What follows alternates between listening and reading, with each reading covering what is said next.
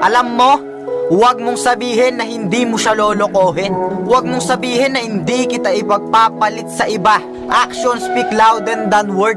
Mas kumbinsido pa rin sa will said yung will done. Sinasabi mo mahal mo siya, tapos sinasabi mo din sa iba. Kayong manluloko, ang sarap nyong lokohin.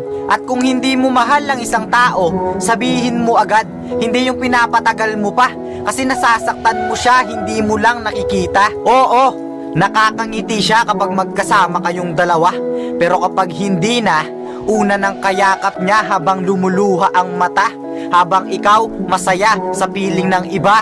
Langhiya, bakit hindi ko maintindihan na kaya nyong maging masaya kahit may ibang nasasaktan? Kaya sa mga taong manluloko dyan, sigurado hindi nyo alam ang salitang nasasaktan, kasi kayo yung nananakit at hindi nyo pa yon nararamdaman.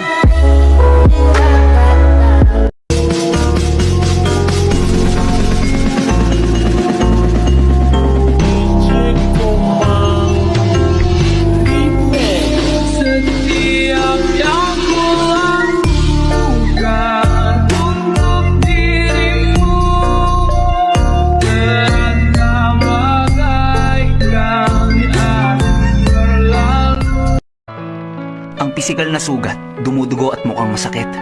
Pero hindi magtatagal, gagaling din to.